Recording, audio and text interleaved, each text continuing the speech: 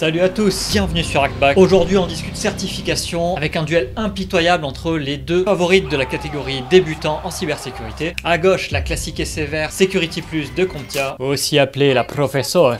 Et à droite, la sulfureuse et superlative CEH de IC Council, aussi connue sous le nom de Kimberley. Avant de commencer, sachez tout de même que j'ai passé les deux certifications il y a moins de 2 ans, la Security Plus en octobre 2020 et la CEH en mars 2021. Donc certes, c'est un avis subjectif, mais je sais quand même de quoi je parle vu que j'ai passé les deux. Allez, let's go! Commençons par parler du public visé. Les deux certifications sont souvent comparées, mais pour moi c'est pas forcément le plus judicieux. La Security Plus de son côté a pour objectif de balayer un maximum les bases de la cybersécurité, et il faut le dire, il y a quand même une orientation plutôt blue team, ou au minimum assez neutre. Si vous feuilletez un peu le programme, vous entendrez pas forcément parler de hacking ou du côté offensif, et c'est normal, elle a pas cette prétention, elle est vraiment là pour essayer de vous inculquer un maximum de notions de base. La CEH de son côté appuie très clairement sur le côté offensif, et essaye de vous faire croire qu'après avoir terminé l'examen, vous serez le meilleur hacker de tous les temps. Bon alors d'ailleurs dans la communauté c'est assez mal vu parce que le marketing est tellement agressif que ça en devient quasiment un mensonge. C'est vrai que le programme de la CEH balaye des sujets qui sont résolument offensifs, mais elle est surtout là pour vous apprendre les bases, vous apprendre à comprendre les rouages de votre futur métier de pentester ou de Red Team. Du coup, pour ce qui est du public, évidemment, elle est taillée pour toutes les personnes qui veulent faire une carrière de pentester ou de Red Teamer, mais moi je rajouterais quand même que ça peut être une très bonne corde à rajouter à l'arc d'un futur analyste, tout simplement parce que vous allez apprendre les méthodologies et les attaques de vos futurs adversaires. Donc sur ce premier point, pour moi il n'y a pas réellement de vainqueur, ça dépend clairement de l'orientation que vous voulez donner à votre carrière. Pour ce qui est du format des certifications et des prérequis, les deux sont là assez comparables. La Security Plus de son côté vous préconise d'avoir déjà passé la Network Plus, qui est une autre de leurs certifications, ou bien d'avoir à peu près 2 ans d'expérience dans l'IT, et c'est ce que je vous conseille aussi. Si vous avez déjà une petite expérience en helpdesk, en administration, ou bien que vous êtes déjà ingénieur purement en infrastructure ou en dev et que vous n'avez aucune expérience en secté, ça suffira largement. La CEH de son côté, c'est la même chose, on vous demande plus ou moins de justifier de 1 ou 2 années d'expérience dans l'IT en général. A noter quand même que si vous essayez de passer la CEH sans acheter les cours, juste l'examen, là vous aurez carrément un représentant d'IC Council qui viendra vérifier, on va dire, votre CV et votre expérience pour vous donner le droit de passer l'examen sans les cours. On y reviendra un petit peu plus tard. Le format des deux certifications est quasiment le même. Dans les deux cas, ce sont des certifications en anglais avec des supports en anglais. Vous aurez le droit, suivant les options que vous choisissez, à des bouquins, à des guides en vidéo, du e-learning, des classes en présentiel, etc. Et si vous poussez un petit peu, vous aurez même le droit à des labos. Moi personnellement, ça m'a pris 3 mois d'études pour passer chacune des certifications, et en règle générale, c'est ce que je conseille pour pas trop se mettre la pression non plus. Et à ce propos, et pour vous permettre de vous positionner par rapport à l'expérience que j'ai eu moi, avant de commencer ces certifications-là, je sortais d'un bac plus 4, mais pour moi, quelqu'un qui a fait un BTS ou une licence devrait être tout à fait à l'aise, ou bien, encore comme on disait, juste un petit peu d'expérience en IT. Et donc, ici aussi, les deux certifications sont très similaires, pour moi, pas de vainqueur.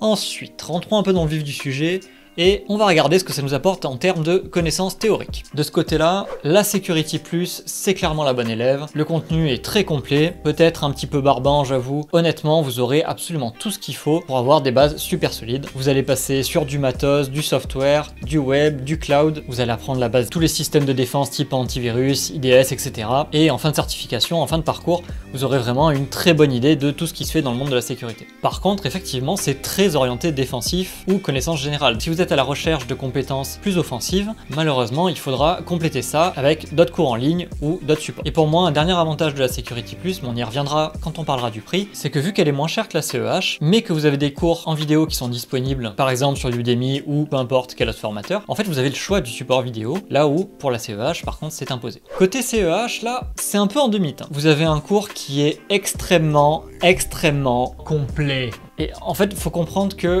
le bouquin qu'on vous donne, il fait plus de 3000 pages. Je sais pas si vous vous rendez compte de ce que c'est 3000 pages. Mais pour comparer ça avec la Security Plus, un des plus gros bouquins que j'ai trouvé, il faisait peut-être 600 ou 700 pages. Donc, en termes de connaissances théoriques pures et dures, oui, il y a énormément de choses et vous allez apprendre énormément de choses. Mais en fait, ils ont tellement rempli et bourré le contenu de cours que honnêtement, au bout d'un moment, on commence à lâcher parce qu'il y a trop d'infos. Ce qui est très dommage parce que, pour le coup, comme je le disais, on balaye vraiment tous les aspects de la cybersécurité offensive et en plus, leurs visuels sont vraiment sympas et expliquent très bien chacun des concepts. Un autre problème que j'ai relevé aussi et qui est une conséquence du remplissage qu'ils ont fait, c'est que vous avez certains cours où on va vous faire un listing d'outils à utiliser pour une attaque ou pour une situation et en fait, très rapidement, vous allez voir que vous allez en avoir marre parce que très clairement, sur certains cours, on a l'impression de faire une liste de courses en fait avec 10 tools d'affilée qu'il va falloir apprendre plus ou moins par cœur. Et puis pour finir, les vidéos, elles sont sympas, mais je vous avoue que le style m'a laissé un peu dubitatif le vieux militaire qui vous fait des cours de cyberattaque. Bon bref, vous verrez, c'est peut-être que moi, mais j'ai pas trouvé ça incroyable non plus. Du coup,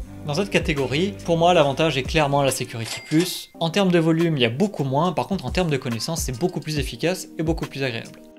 Maintenant, regardons côté mise en pratique. Alors là, ça va être un peu compliqué parce que ce sont deux certifications qui ne sont pas là pour vous apprendre la partie pratique, mais elles essayent tout de même de le faire un petit peu. Côté Security Plus, moi, la façon dont j'ai pris la certification, j'avais pas de labo inclus, j'avais aucune partie pratique, et en fait, j'ai fait la mise en pratique sur d'autres sites, comme Hack-the-Box, comme TryHackMe, et ça m'a très bien réussi, et d'ailleurs, c'est ce que je vous conseille de faire. Après, d'après ce qu'on voit sur le site de Comptia, il y a des labos qui sont disponibles, si vous payez le prix fort, vous avez des labos en complément, mais malheureusement, vu que je ne les ai pas essayés, je vais pas pouvoir donner mon avis dessus. La CEH, par contre, elle a des labos que moi j'ai trouvé super cool. Donc c'est inclus dans le pack, on va dire, de base de la CEH, et à chaque chapitre, chaque grand chapitre, vous allez avoir un laboratoire assez complet en vrai, avec un environnement virtuel, il n'y a rien à installer chez vous, et vous pourrez tester quasiment tous les outils qui concernent le cours en question. Et du coup, franchement, il y avait certains passages que j'ai trouvé super intéressants. La partie par exemple sur les virus, les antivirus, ou même des labos avec de la pratique de Zint. Alors oui, je sais qu'il y en a qui vont rigoler directement en entendant ça, mais quand on est complètement novice et qu'on sait pas de quoi il s'agit, c'est vraiment sympa de pouvoir mettre la main à la pâte. Ça renforce énormément la mémorisation des cours, et pour la CEH, vu la quantité qu'il y a à mémoriser, je trouve que c'est pas mal. Donc pour le côté pratique, c'est vrai que j'ai pas testé la Security Plus, mais encore une fois, je trouve qu'elles sont sur un pied d'égalité. En tout cas, si vous complétez vos cours de Security Plus par de la pratique sur TryHackMe ou sur Hack-the-Box. Allez, on passe à la partie qui fait mal à tout le monde, l'examen. Côté Security Plus, alors là, clairement, on est sur du masochisme. Le QCM, il est difficile, je vais pas vous mentir. Les cours sont pas forcément difficiles, mais le QCM en lui-même, il est piégeux et c'est l'horreur. Franchement, même si vous comprenez très bien le cours, que vous êtes sûr de vous, faites des tests blancs. Trouvez-les sur internet, commandez-les avec votre bundle, peu importe, mais faites des tests blancs, c'est super important. Les questions, pour ceux qui s'en rappellent encore, c'est un peu comme le code de la route. La camionnette, vous l'avez pas vu et vous allez tomber dans le piège. Pour passer l'examen lui-même, moi j'ai trouvé ça très clean, je suis allé le faire directement dans un centre agréé qui était juste à côté de chez moi. Ça a été fait en moins d'une heure, j'ai pas eu de problème à l'inscription, pas eu de problème le jour J pour le passer, dans un environnement calme, alors ça oui, ça dépend du centre d'examen, mais en tout cas, rien à redire. Et vous avez aussi les options de proctoring, c'est-à-dire de passer l'examen à distance avec un examinateur qui vous surveille via une caméra. Et d'après ce que j'ai pu lire sur internet, ça se passe très bien. Bon, et côté CEH, j'ai trouvé le QCM beaucoup plus simple. En partie parce que ça a été la deuxième certif de sécurité que j'ai passé, donc j'avais déjà toutes mes connaissances de la Security Plus. Ça c'est un fait. Par contre, honnêtement, j'ai trouvé le QCM beaucoup moins piégeux. Alors oui, il y avait des pièges et des questions qui étaient là pour vous faire échouer, mais en fait, on avait tellement de marge entre guillemets d'erreur qu'au final, si on connaissait son sujet, c'était pas très grave. Par contre, il faut clairement faire attention au nom des outils. Comme je vous le disais plus tôt, il y en a énormément, et il y a quand même pas mal de questions qui vont vous faire cracher des noms d'outils les uns après les autres. Donc ne faites pas l'impasse sur la mémorisation, sinon vous risquez de vous planter. Pour le passage de l'examen, cette fois-ci je l'ai fait chez moi à la maison en proctoring. Franchement, j'ai eu aucun souci. Tout a été installé en 5 minutes. L'examinateur vous fait faire le tour de la pièce pendant 30 secondes et ensuite plus aucun problème. Les pauses pipi c'est autorisé, il n'y a pas de problème pour ceux qui consomment du café. Et voilà, après la fin de l'examen, c'est très bien passé, j'ai pas eu de lag particulier ou autre chose. Et si jamais vous n'avez pas la connexion pour faire ça ou que vous préférez aller en centre d'examen, vous pouvez tout à fait le faire. Il y a des centres agréés un petit peu partout. Et de la même façon que la Security Plus, ça se passera plus ou moins bien suivant le centre où vous irez. Donc pour moi, cette fois-ci, le point va à la CEH quand même, parce que j'ai trouvé leur examen plus juste et moins piégeux que la Security Plus, qui, je le répète, est quand même un enfer.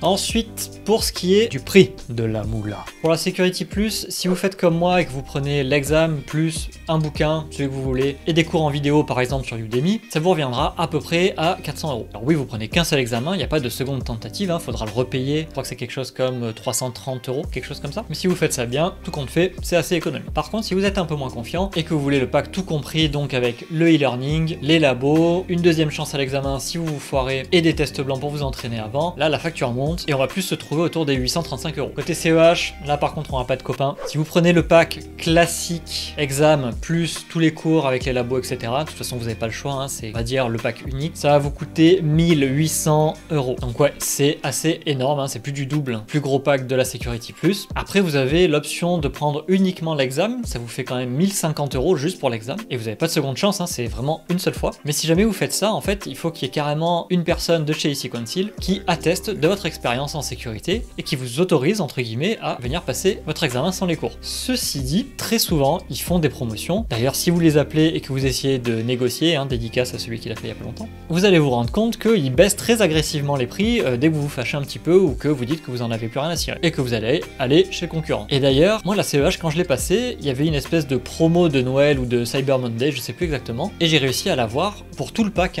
l'examen plus les cours à 850 €. Donc bon, au-delà du côté marchand de tapis que j'aime pas beaucoup, pour moi cette partie-là c'est un mauvais point clairement pour la CEH. Ils connaissent la réputation de la certification et ils en profitent très clairement. Je trouve pas ça très clean honnêtement. Et donc pour moi cette partie prix ça sera directement un avantage pour la Security Plus, il n'y a pas de lézard. Bon ok, on arrive presque à la fin, mais on n'a pas parlé d'un sujet qui est quand même extrêmement important. Votre certification, vous la passez pour avoir un boulot, ok? C'est pas juste pour l'afficher dans un cadre, dans votre chambre ou dans votre bureau. Et effectivement, côté recrutement et côté carrière, là il va y avoir une différence assez énorme entre les deux certifications. La Security Plus de son côté, elle n'est pas forcément extrêmement connue, par contre ça vous donne des bases vraiment solides, et ces connaissances-là, en fait, si vous les mettez en complément d'un diplôme ou d'une autre certification, clairement ça va vous donner un avantage sur le marché du travail. Et l'autre avantage, c'est aussi que des bases vous en aurez toujours besoin, peu importe la carrière que vous allez finir par choisir. Donc si vous n'êtes pas encore sûr de ce que vous faites, ou même que vous n'êtes pas certain de rester dans la cybersécurité jusqu'à la fin de votre carrière, ça sera quand même quelque chose que vous allez pouvoir garder avec vous, parce que de la sécurité, de toute façon, il y en aura toujours besoin, que vous soyez en système, en réseau, en dev, en DevOps, peu importe, et même en cybersécurité, que vous soyez côté offensif ou défensif, de toute façon ça vous servira. Et la CEH, de son côté, on va pas se mentir, c'est une des certifications en cybersécurité qui est les plus connues à l'heure actuelle. Que ce soit pour un job d'analyste, de SOC, de sécurité offensive, peu importe, de toute façon, regardez les fiches de recrutement, vous verrez la CEH à chaque fois. Et ça, malgré ce que j'ai pu dire de mauvais, on va dire, sur la CEH, c'est clairement son principal atout, c'est un espèce de passe-droit qui va vous faire plus ou moins accepter dans les entretiens RH, surtout si vous la passez seul et à vos frais, parce que ça démontre grande motivation en temps et au niveau des finances aussi, et ça vous permettra, si votre CV est cohérent bien entendu et bien fait, d'accéder aux entretiens techniques qui sont derrière.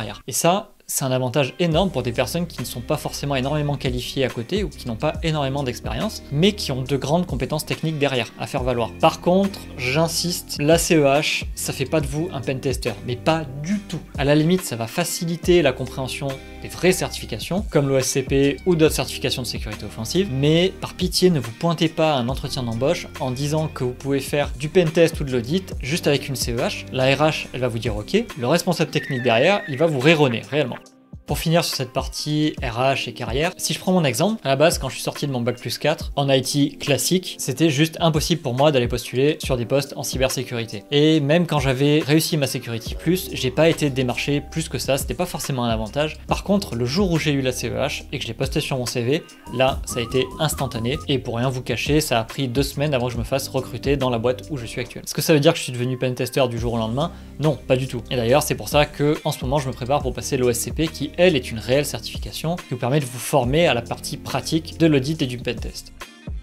Et donc, pour conclure, est-ce que je vous conseillerais de passer ces certifications-là? Pour moi, la réponse est claire, oui. Vous venez d'entendre le résultat que ça a eu pour moi, clairement ça a été bénéfique, mais si vous avez des ressources un peu limitées et que vous avez besoin de choisir entre les deux, je pense qu'il faut revenir à la base, à ce que vous voulez faire de votre carrière et faire attention à ne pas trop lire la plaquette commerciale des certifications. Si vous avez plutôt envie de vous orienter sur un parcours Blue Team, défensif, généraliste ou que vous n'êtes pas encore certain, commencez par la Security Plus et ensuite vous verrez. Par contre, si jamais vous êtes clairement orienté sur du pentest et de l'offensif, là, allez-y, foncez, passez la CEH, passez vos entretiens d'embauche et ensuite vous verrez. Bon alors, vous êtes plutôt team Professora ou de la team Kimberley? Si vous avez des questions ou un avis qui est différent, n'hésitez pas à partager ça en commentaire, ou encore mieux, vous pouvez nous rejoindre sur Discord avec la communauté. Je vous mets le lien en description, il y a un petit challenge pour nous rejoindre, mais vous inquiétez pas, c'est pas bien dur. D'ailleurs, si vous aimez les petits challenges type CTF, on en a un en ce moment qui tourne, donc si vous nous rejoignez rapidement, vous pourrez participer, et puis sinon, venez quand même, de toute façon, on en a toujours un nouveau qui pop toutes les semaines ou tous les 10 jours. Sur ce, je vous dis à bientôt.